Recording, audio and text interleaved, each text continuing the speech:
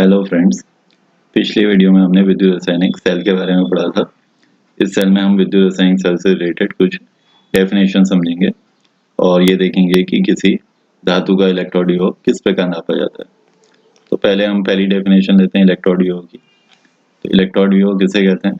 अगर हम क्या करें, धातु की किसी छड़ को धातु के ही किसी लवण के विलयन में डुबो दें तो जो छड़ होती है विलयन के सापेक्ष या तो धनावेशित हो जाती है या ऋणावेशित हो जाती है। सपोज हमने कॉपर की छड़ ली और उसको कॉपर के ही किसी लवण के विलयन जैसे कॉपर सल्फेट में डुबो दिया, तो यहाँ पर हमने दिखा रखा है कि जो छड़ है वो ऋणावेशित होगी और जो विलयन है वो धनावेशित हो गया है।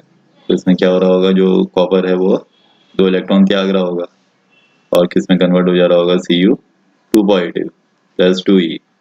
तो कॉपर ने 2 इलेक्ट्रॉन त्यागे, क्यूप्रिक आयन बनाया जो यहाँ जमा हो गया, और जो इसने 2 इलेक्ट्रॉन त्यागे वो छड़ में ही रह गए। तो यहाँ नेगेटिव चार्ज आ गया, यहाँ पॉजिटिव चार्ज आ गया। तो इससे क्या होगा, इन दोनों के बीच एक विभवांतर पैदा हो जाएगा। तो ये जो विभवांतर V है यही क्या कहलाता है, उसका इलेक्ट्रोड विभव E कहलाता है। इलेक्ट्रोड विभव को कैपिटल E से दिखाते हैं। तो E एक टाइप का V होता है जो धातु की छड़ को उसके लवण के विलयन में रखने पर प्राप्त होता है। तो हमें इलेक्ट्रोड विभव की क्या परिभाषा मिल जाती है कि यदि किसी धातु की छड़ को धातु के ही किसी लवण के विलयन में डुबो दें, छड़ विलयन के सापेक्ष धनावेशित या ऋणावेशित हो जाती है, तो इससे छड़ और विलयन के बीच एक विभवांतर पैदा हो जाता है जो क्या कहलाता है उस धातु का इलेक्ट्रोड विभव। अब आते हैं इलेक्ट्रोड विभव किन किन चीज़ों पर निर्भर करता है। तो इलेक्ट्रोड विभव 3 चीज़ों पर डिपेंड करता है। एक तो कि ये जो छड़ है ये कैसी ली है हमने, यानी धातु की प्रकृति अलग अलग धातुओं के लिए अलग अलग आता है। और दूसरा किस पर निर्भर करता है कि यहाँ पर हमने मोलरिटी कितनी रखी है। तो कॉपर सल्फेट लिया है, 1m लिया है, 2m लिया है, यानी आयनों की सांद्रता क्या है। तो विलयन में आयनों की सांद्रता पर निर्भर करता है। और तीसरा जो फैक्टर है वो टेम्परेचर होता है कि हमने ताप क्या रखा है। अगर इस कॉपर धातु की छड़ का हम अलग अलग तापों पर इलेक्ट्रोड विभव नापेंगे तो अलग अलग आएगा। तो जो इलेक्ट्रोड विभव है वो ताप पर भी निर्भर करता है। और इसके बाद जो अगली डेफिनेशन है वो इसी से रिलेटेड है। ऊपर हमने इलेक्ट्रोड विभव पढ़ा, अब आते हैं मानक इलेक्ट्रोड विभव जिसको हम दिखाते हैं E0 से। तो मानक इलेक्ट्रोड विभव माने ऐसा इलेक्ट्रोड विभव जो मानक परिस्थितियों में नापा गया हो, जो स्टैंडर्ड कंडीशन में नापा गया हो। तो वो स्टैंडर्ड कंडीशन क्या क्या होती है हमारी, वो इन दोनों से निकल जाती है कि अगर हम आयनों की सांद्रता 1 रख दें, एक अंक कर दें, 1m रख दें, और ताप कितना कर दें जितना हमारा कमरे का ताप होता है 25 डिग्री सेल्सियस, या केल्विन में बदलेंगे तो 273 जोड़ देना तो 298 केल्विन हो जाएगा। तो अगर ये दो हमने चीज़ें कर दी तो तब जो E आता है वही उसका E0 कहलाता है। तो यहाँ क्या क्या दो कंडीशन है कि ताप हमने रखना है 298 केल्विन, आयनों की सांद्रता रखनी है हमने 1m, तो जो E नापेंगे हम तो वही क्या होगा, उसका E0 होगा। मानक इलेक्ट्रोड विभव की परिभाषा बन जाती है कि 298 केल्विन ताप पर 1 मोलर आयन सांद्रता वाले विलयन में नापा गया जो इलेक्ट्रोड विभव है वो धातु का मानक इलेक्ट्रोड विभव E0 कहलाता है। अब ये जो इलेक्ट्रोड विभव होते हैं ये 2 टाइप के होते हैं, एक तो ऑक्सीकरण विभव और एक अपचयन विभव। तो ऑक्सीकरण विभव, ऑक्सीकरण माने लॉस ऑफ इलेक्ट्रॉन, तो इलेक्ट्रॉन के त्यागने की प्रवृत्ति को दिखाता है। तो ऑक्सीकरण विभव माने किसी तत्व के या किसी धातु के इलेक्ट्रॉन त्यागने की प्रवृत्ति। M एक मेटल है, धातु है, जिसने N इलेक्ट्रॉन त्यागे Mn पॉजिटिव बन गया है। तो जितनी आसानी से इलेक्ट्रॉन त्यागेगा उसका ऑक्सीकरण विभव उतना ही उच्च होगा। तो ऑक्सीकरण विभव माने धातु के इलेक्ट्रॉन त्यागने की प्रवृत्ति। और दूसरा होता है अपचयन विभव। तो जो अपचयन विभव है वो धातु आयन के इलेक्ट्रॉन ग्रहण करने की प्रवृत्ति को दिखाता है। तो यहाँ पर रिएक्शन इसकी उल्टी हो जाएगी, Mn पॉजिटिव प्लस Ne=M। तो 2 टाइप के इलेक्ट्रोड विभव होते हैं, हालांकि इनकी वैल्यूज बराबर ही होती है किसी भी तत्व के लिए, लेकिन सिर्फ साइन का अंतर होता है। जितना एक तत्व के लिए ऑक्सीजन विभव पॉजिटिव आएगा उतना ही उसी तत्व के लिए अपचयन विभव उसी परिमाण के साथ नेगेटिव साइन के साथ प्राप्त होता है। तो यहाँ पर आपने ध्यान रखना है कि आज के जो हमारे इलेक्ट्रोड विभव प्रचलित हैं वो कौन से हैं, अपचयन विभव। IUPAC सिस्टम के अनुसार ये जो अपचयन विभव हैं यही मेन इलेक्ट्रोड विभव माने गए हैं। जो आगे हम चैप्टर में जितने भी इलेक्ट्रोड विभव पढ़ेंगे वो कौन से इलेक्ट्रोड विभव होंगे, जो अपचयन रिएक्शन पर बेस्ड होंगे, यानी अपचयन विभव हम आगे स्टडी करेंगे। तो यही IUPAC नाम से स्वीकृत विभव है। इसके बाद आते हैं मानक इलेक्ट्रोड विभव E0 को नापना। तो किसी भी चीज़ को नापने के लिए हमें एक निर्देश लेना पड़ता है। यहाँ पर जो मानक इलेक्ट्रोड विभव है किसी भी तत्व का अगर आपने E0 नापना है तो उसको हम किसके सापेक्ष नापते हैं, हाइड्रोजन इलेक्ट्रोड के सापेक्ष। तो इसके नापने के लिए जो हम यूज़ करते हैं उपकरण वो कहलाता है मानक हाइड्रोजन इलेक्ट्रोड, या उसको बोल देते हैं SHE। तो S for standard, H for hydrogen, E for electrode. तो SHE के सापेक्ष नापा जाता है। तो SHE होता क्या है, इसकी एक रचना लेते हैं। तो SHE में हम क्या करते हैं कि एक कांच की नली ले लेते हैं। सपोज ये कांच की नली है और इसके अंदर प्लेटिनम का एक इलेक्ट्रोड लगा देते हैं, PT का एक इलेक्ट्रोड लगा देते हैं और इसके नीचे भी प्लेटिनम का ही एक पत्र जुड़ा रहता है जो प्लेटिनम ब्लैक कहलाता है। तो इस नली में ऊपरी निकास द्वार होता है जिसकी सहायता से हाइड्रोजन गैस प्रवाहित की जाती है, या तो 1 atm दाब पर या 1 बार दाब पर। यहाँ से हमने प्योर H2 गैस प्रवाहित की जो इस विलियन में जाती है, और ये जो कांच की नली है ये इस विलियन में डूबी रहती है। तो ये जो विलियन होता है ये 1 MnHCl का होता है, 1 मोलर हाइड्रोजन क्लोराइड। तो HCl आयनित होगा तो कौन सा आयन देगा, हाइड्रोजन आयन। तो यहाँ विलियन में H4 आयन उपस्थित रहते हैं। तो यहाँ पर ये जो प्लेटिनम इलेक्ट्रोड है इसके नीचे से एक टुकड़ा जुड़ा रहता है, पत्र जुड़ा रहता है जो प्लेटिनम पत्र या प्लेटिनम ब्लैक कहलाता है। तो ये क्या करता है, हाइड्रोजन गैस को एब्जॉर्ब करने का कार्य करता है। यहाँ से हम हाइड्रोजन गैस डाल दें, ये काम की हाइड्रोजन गैस है, इसको एब्जॉर्ब कर लेता है ताकि इक्विलिब्रियम बना रहे। तो इस स्टैंडर्ड हाइड्रोजन इलेक्ट्रोड की खास बात क्या है कि ये दोनों का काम कर सकता है, ये एनोड का भी काम कर सकता है और कैथोड का भी कार्य कर सकता है। एनोड कैथोड दोनों का काम कर सकता है। तो एनोड में कौन सी रिएक्शन होती है, ऑक्सीकरण की। कैथोड में कौन सी होती है, रिडक्शन की। तो उसका मतलब इसमें ऑक्सीकरण की अभिक्रिया भी हो सकती है और रिडक्शन की अभिक्रिया भी हो सकती है। तो यहाँ जब ऑक्सीकरण और अपक्षय की अभिक्रियाएं होती हैं तो इसमें ये जो चीज़ है ये इसमें कन्वर्ट हो जाती है, या ये चीज़ इसमें कन्वर्ट हो जाती है। यहाँ पर हमने ऊपर से हाइड्रोजन गैस प्रवाहित की है और विलियन में क्या भरा है, H पॉजिटिव। तो ये दोनों इसमें कन्वर्ट होते रहते हैं। तो अगर H2 इसमें कन्वर्ट होगा तो ऑक्सीकरण की अभिक्रिया द्वारा होगा, और H पॉजिटिव इसमें कन्वर्ट होंगे तो अपचयन की क्रिया द्वारा होंगे। अगर ये इलेक्ट्रॉन त्यागेगा ऊपर वाला तो H पॉजिटिव में बदल जाएगा, और H पॉजिटिव इलेक्ट्रॉन अगर ग्रहण करेंगे तो दोबारा से किसमें बदल जाते हैं, हाइड्रोजन गैस में बदल जाते हैं। तो इसमें पूरी रिएक्शन क्या हो जाती है कि सपोज हाइड्रोजन गैस ने 2 इलेक्ट्रॉन त्यागे, तो जैसे ही 2 इलेक्ट्रॉन त्यागेंगे तो हाइड्रोजन आयन बन जाएंगे। तो H2 = 2H positive plus 2E negative. तो यहाँ इलेक्ट्रॉन का त्याग हो रहा है, उसका मतलब कौन सी अभिक्रिया है, ऑक्सीकरण की। और ऑक्सीकरण कहाँ पर होता है, एनोड पर। उसका मतलब यहाँ पर ये किसका काम करेगा, एनोड का कार्य करेगा। लेकिन अगर रिडक्शन की रिएक्शन होगी तो उल्टा होगा, जो हाइड्रोजन आयन है वो इलेक्ट्रॉन ग्रहण करेंगे H positive plus E negative और हाइड्रोजन गैस बना लेंगे = हाफ H2। 2 कैंसिल हो जाएगा तो 1H बैलेंस हो जाएगी। ये गेन ऑफ इलेक्ट्रॉन हो रहा है, इलेक्ट्रॉन ग्रहण हो रहा है यहाँ पर। तो ये कौन सी अभिक्रिया है, रिडक्शन की। और रिडक्शन कहाँ पर होता है, हमारा कैथोड पर। तो एक SHE में दोनों हो सकता है, या तो एनोड की तरह काम करेगा तो जहाँ इलेक्ट्रॉन त्यागेगा, या कैथोड की तरह काम करेगा जहाँ इलेक्ट्रॉन ग्रहण करेगा। अगर इलेक्ट्रॉन त्यागेगा तो हाइड्रोजन गैस हाइड्रोजन आयन में बदल जाएगी, और इलेक्ट्रॉन अगर ग्रहण करेगा तो जो हाइड्रोजन आयन है वो हाइड्रोजन गैस में बदल जाएंगे। अब आते हैं इसका निरूपण, इसको हम किस तरह से दिखाते हैं। तो इसके दिखाने के लिए हम देखते हैं कि यहाँ पर हमने इलेक्ट्रोड कौन सा लिया था, इलेक्ट्रोड हमने प्लेटिनम का लिया था। प्लेटिनम जो होता है एक इनर्ट मेटल होता है, ये अम्ल से क्रिया नहीं करता है, इसलिए प्लेटिनम को वरीयता दी जाती है। इसलिए हमने यहाँ पर जिंक या कॉपर का इलेक्ट्रोड नहीं लिया, क्योंकि जिंक अम्ल से क्रिया कर देगा। तो यहाँ पर किसी निष्क्रिय धातु का इलेक्ट्रोड लेना पड़ता है जो हमने PT के रूप में लिया। तो जब इसका सिंबल बनाएंगे तो सबसे पहले हम लिखेंगे इलेक्ट्रोड। इलेक्ट्रोड क्या है यहाँ पर, PT, जो किस स्टेट में होगा, सॉलिड स्टेट में। फिर उसके बाद एक वर्टिकल लाइन खींचेंगे, फिर देखेंगे यहाँ ऊपर से कौन सी गैस प्रवाहित हो रही है, हाइड्रोजन H2। तो ये क्या है, गैसेस स्टेट में। तो ये लिख दिया हमने। फिर फेज डिफरेंस के लिए वर्टिकल लाइन खींची। फिर यहाँ देखते हैं कि विलियन में क्या भरा है, विलियन में भरा है हमने हाइड्रोजन आयन H पॉजिटिव जो HCl के आयन से मिलता है। ये किस अवस्था में, जलीय अवस्था में, एक्वस सॉल्यूशन के रूप में। तो ये इसका सिंबल हो गया।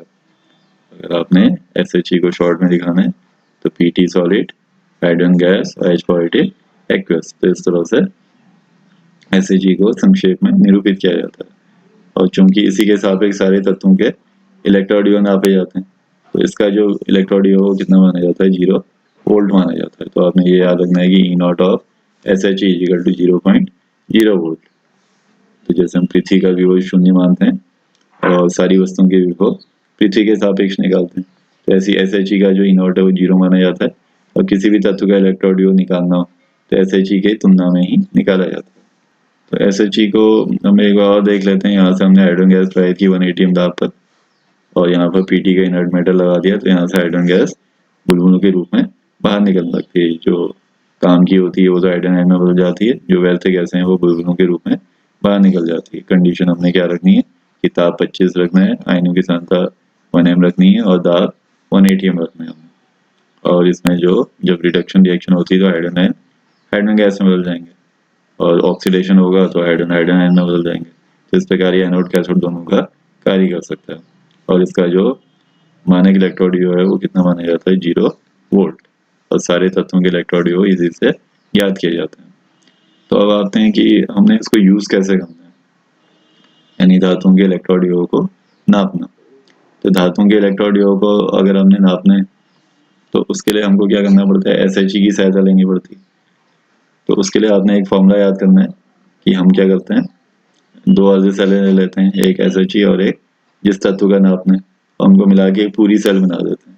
तो किसी सेल का इलेक्ट्रोड अगर आपने निकालना है तो उसके लिए एक फॉर्मूला होता है E0 cell equal to E0 cathode minus E0 anode. या तो ऐसे याद कर सकते हैं या ऐसे भी याद कर सकते हैं E0 right minus E0 left, क्योंकि लेफ्ट में एनोड होता है, राइट में कैथोड होता है। तो E0 दायां माइनस E0 बायां, इसकी सहायता से सेल का इलेक्ट्रोड निकाला जाता है।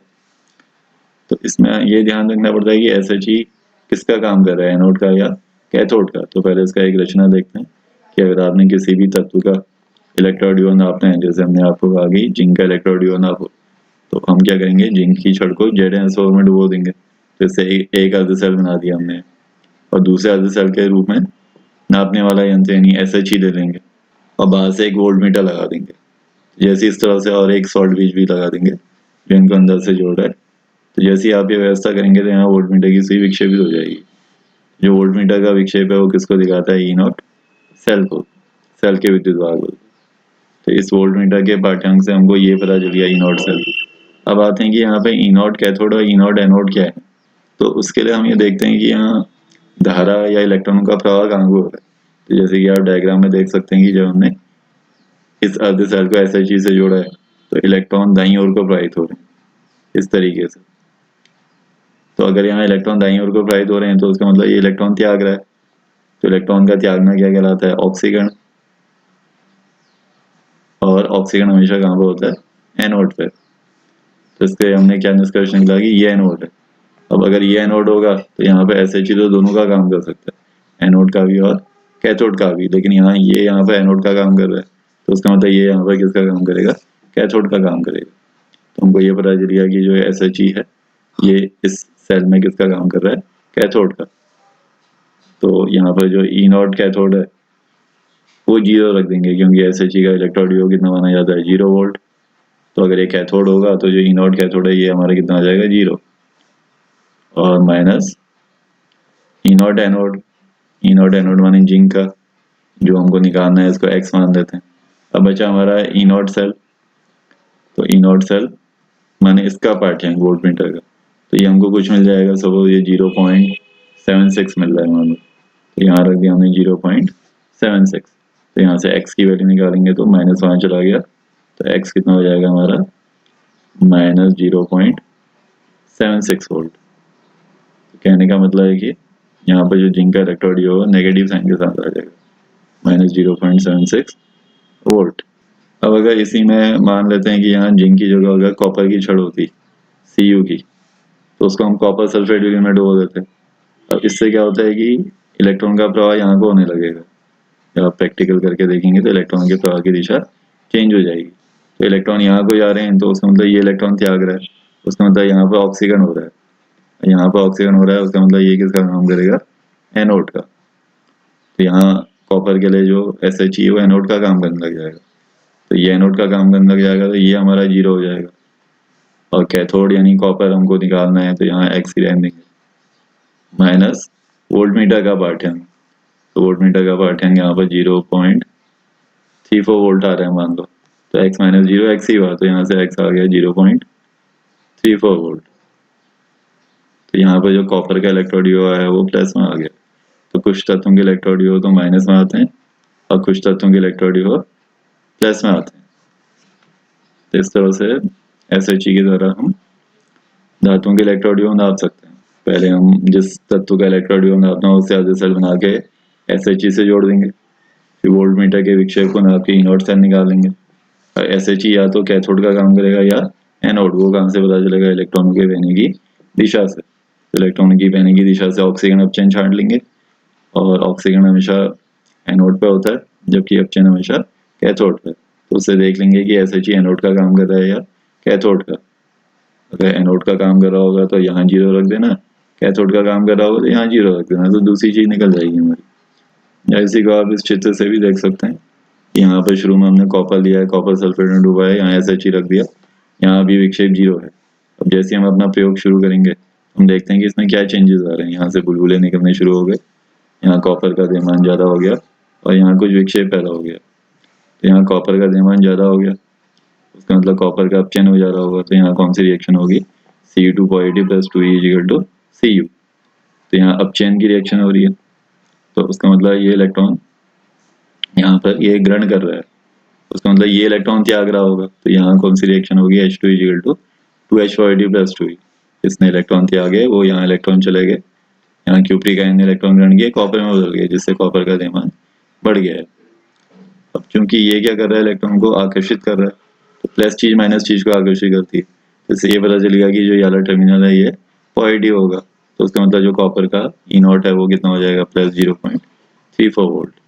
इस तरह से कॉपर का पॉजिटिव आ गया, क्योंकि यहाँ द्रव्यमान वेट बढ़ गया है। लेकिन अगर यही प्रयोग हम जिंक लेके करें तो जिंक में आप देखोगे कि इसका द्रव्यमान कम होते जाएगा, और यहाँ पाठ्यांक कितना मिल गया? 0.76। तो यहाँ द्रव्यमान कम हो रहा है, तो यहाँ पर क्या हो रहा होगा? जो जिंक के परमाणु है जिंक आयन के रूप में विलीन में जा रहे होंगे 2 इलेक्ट्रॉन त्याग कर। तो यहाँ रिएक्शन हो जाएगी Zn पॉजिटिव प्लस 2E। अब ये 2 इलेक्ट्रॉन त्याग रहा है तो ये इलेक्ट्रॉन यहाँ जाएंगे, उसका मतलब ये 2 इलेक्ट्रॉन ग्रहण करेगा, और यहाँ पर जो हाइड्रोजन आयन है वो हाइड्रोजन गैस में बदल जाएंगे 2 इलेक्ट्रॉन ग्रहण करके। तो यहाँ पर ये क्या कर रहा है? इलेक्ट्रॉन त्याग रहा है, तो ये ऋण टर्मिनल का काम करेगा, इलेक्ट्रॉन के स्रोत का काम करेगा। तो उसका मतलब जो इसका इलेक्ट्रॉन है वो कितना होगा? 0.76, बट किसमें? माइनस में। तो कॉपर का तो प्लस में आता है लेकिन जिंक का माइनस में आ जाता है। तो इस तरह SHE की सहायता से हम क्या कर सकते हैं? किसी भी तत्व का E0 निकाल सकते हैं। इसके बाद नेक्स्ट टॉपिक लेते हैं हम अपना विद्युत रासायनिक श्रेणी, या सक्रियता श्रेणी भी कहलाती है। तो अगर हम क्या करें? तत्वों को उनके मानक इलेक्ट्रॉन के बढ़ते या घटते क्रम से रख दें, तो इससे जो प्राप्त श्रेणी है वो विद्युत रासायनिक श्रेणी कहलाती है। तो आप या तो E0 का घटता क्रम ले लो या E0 का बढ़ता क्रम ले लो। तो NCERT में घटता क्रम दिखा है, हम NCERT के हिसाब से चलेंगे।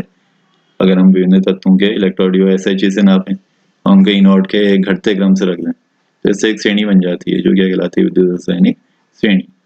तो यहाँ पर आप देखेंगे जैसे हमने फ्लोरीन लिया, तो इसका E0 नापेंगे तो यह आता है प्लस 2.87, जो सबसे ज्यादा होता है।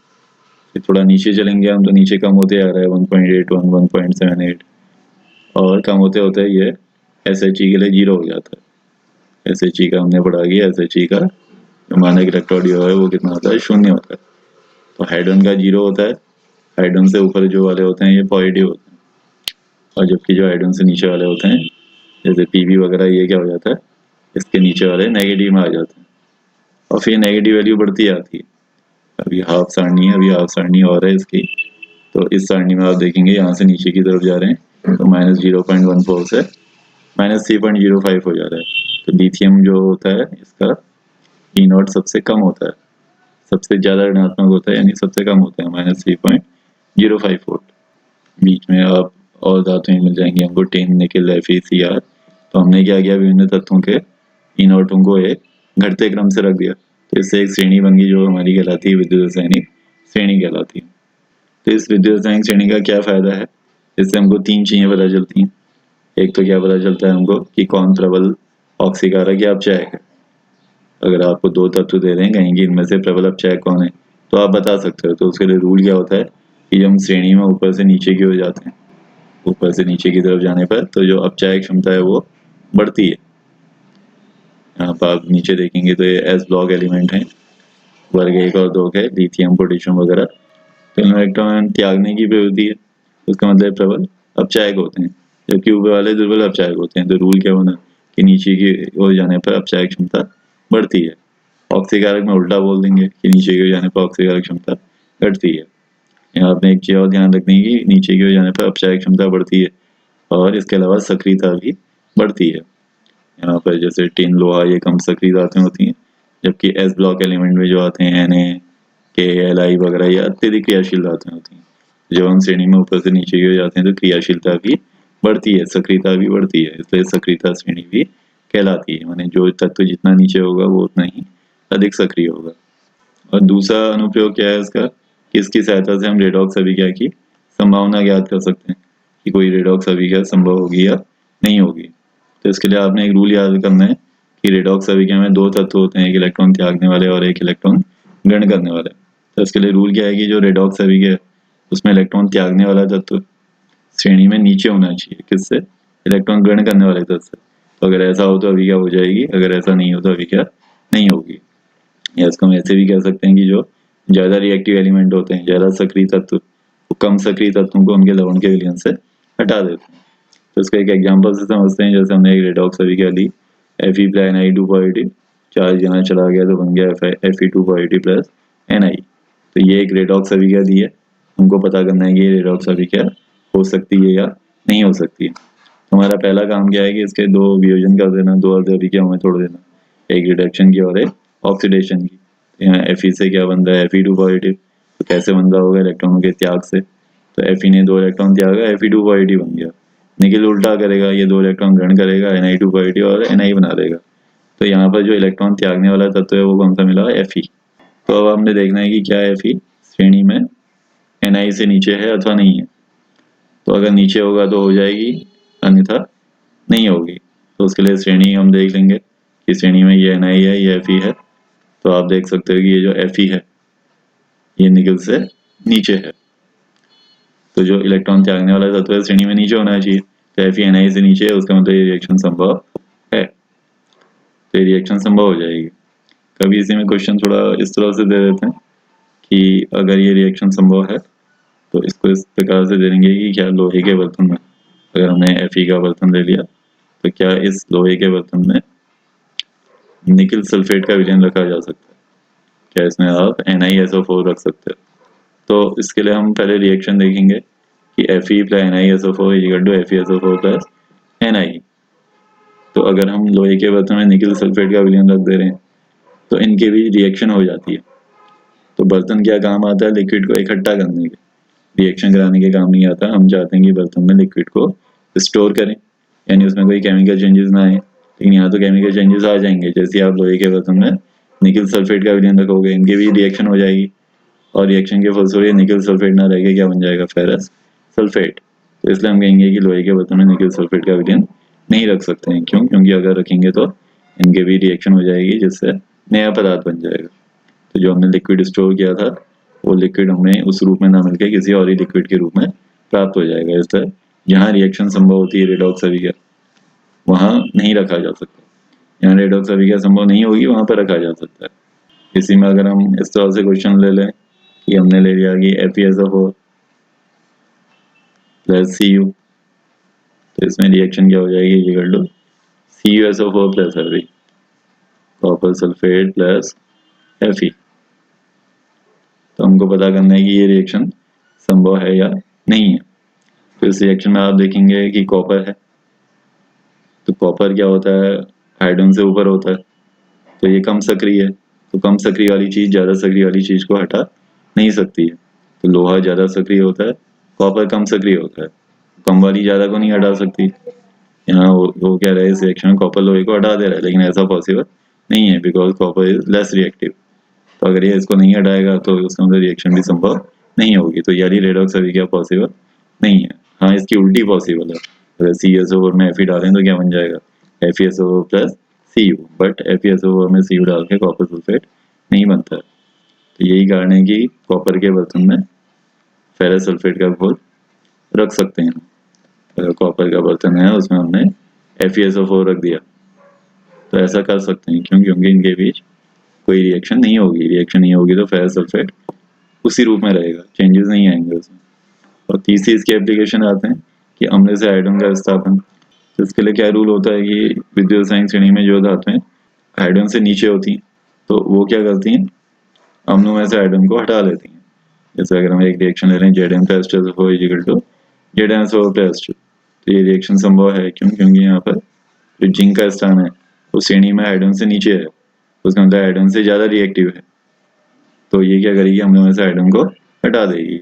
आयोडीन बनाने की लैब मेथड होती है, लैब में इसी मेथड से हम आयोडीन को तैयार करते हैं, तो रिएक्शन पॉसिबल है। लेकिन अगर यहाँ जिंक की जगह हम कोई कम रिएक्टिव मेटल ले लें जो हाइड्रोजन से ऊपर हो, कॉपर, सोना, चांदी वगैरह ये ले लें, तो Cu+4=CSO+2, ये रिएक्शन संभव नहीं है। क्यों? क्योंकि यहाँ पर जो कॉपर है विद्युत रासायनिक श्रेणी में हाइड्रोजन से ऊपर होता है, तो जो हाइड्रोजन से ऊपर की धातुएं होती हैं वो अम्ल में से हाइड्रोजन को नहीं हटा सकती। तो कॉपर अम्ल में से हाइड्रोजन नहीं हटा पाएगा, जबकि जिंक हटा देगा। इसके बाद नेक्स्ट टॉपिक लेते हैं सेल का ईएमएफ ज्ञात करना। तो किसी भी सेल का ईएमएफ कैसे निकालते हैं हम पीछे पढ़ चुके हैं। E0 cell, E0 cathode minus E0 anode. अब किसी रिएक्शन के लिए जब हम E0 सेल निकालते हैं तो इसमें दो पॉसिबल केस होते हैं, या तो प्लस में आएगा या ये माइनस में आएगा। तो अगर E0 सेल पॉजिटिव आता है तो उसके अंदर रिएक्शन पॉसिबल होती है। कोई भी सेल अपने विद्युत वाहक बल से जाना जाता है, तो अगर सेल का मानक विद्युत वाहक बल 0 से ज़्यादा आ रहा है, पॉजिटिव आ रहा है, तो उसका मतलब सेल में होने वाली अभिक्रिया संभव है, तो हम कहते हैं कि सेल अभिक्रिया संभव होती है। लेकिन अगर ये E0 सेल 0 या नेगेटिव आ जाए तो उसका मतलब सेल में होने वाली रिएक्शन पॉसिबल नहीं होती है। ऐसे सेल का निर्माण संभव नहीं है जिसके लिए E0 सेल 0 से कम आ जाए या 0 आ जाए। तो ना तो नेगेटिव आना चाहिए ना 0 आना चाहिए, हमेशा 0 से ज़्यादा आए तभी सेल अभिक्रिया संभव होती है।